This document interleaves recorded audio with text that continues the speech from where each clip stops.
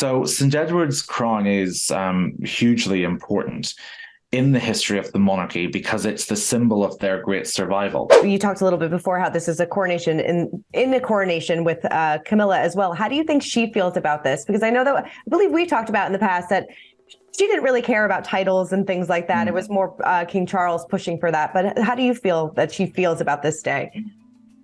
There was a great article about her in Country Life, actually, where they sort of were talking back on the fact that she is someone who thinks a task ahead is a task to be done. Mm-hmm. So I think certainly for anyone, the coronation is bound to be an overwhelming experience. We know even royals who had grown up expecting one day that they would have a coronation. I'm thinking in particular of Elizabeth II and her grandfather, George V. Once he became heir to the throne, he'd known for years he would one day be king.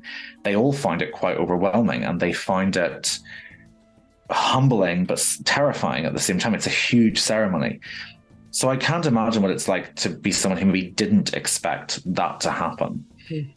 But her husband's described her as the best listener in the world. So I would imagine there's a very supportive element there. And I would imagine that every major decision has been discussed with her in advance of this. So I would say she's probably nervous, but I don't think there'll be any surprises for her on the day.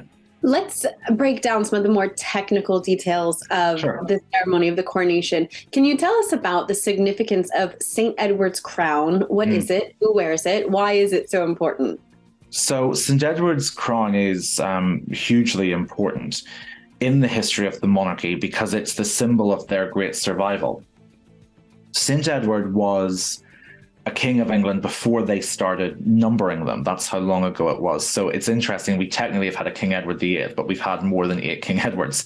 So St. Edward the Confessor was king in the 1040s up until his death. I believe 1042, I think, up until 1066. But he was very religious. He actually was one of the ones who helped really found Westminster Abbey as a centre of royal events. But he was declared a Catholic saint after his death. And even when England turned Protestant, there was still a reluctance to go near the cult of St. Edward because it was something so intrinsic to the concept of England as a nation. So we know that there were crowns dating from that time, from the time of St. Edward.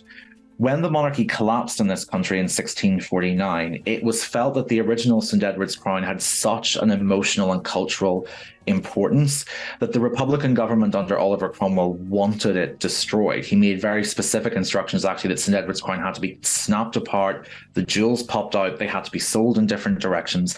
He did not want this crown becoming a rallying symbol for people who wanted the monarchy restored. When the monarchy was restored in 1660, a special commission was set up by Charles II to put together a new crown and to essentially recreate the symbols of St. Edward's crown. So the crown that you're seeing is 17th century, but it is based on the one that was dismantled by Oliver Cromwell. St. Edward's crown is probably one of the least worn of them. It really gets trotted out for the coronations. And in fact, there's a great St. Alistair Bruce, who was the historical advisor to Downton Abbey, was interviewing Queen Elizabeth II and showed her the crown. And she picked it up, and she could remember how heavy it was, but she was shocked at how heavy it felt in her hands. So it's a solid thing, as Elizabeth II said. Because it is so tied to the monarchy's restoration as a symbol and to the monarchy that predated the civil wars of the 1640s, it has a really ancient significance as the crown of crowning, if that makes sense. And so it really is a crown that is put on to mark that continuity between Charles III and all the kings and queens who have gone before him back to the days of St. Edward. But it is a crown that once this is done, it will be back presumably on display at the Tower of London for most of Charles III's reign, as it was for Elizabeth II's.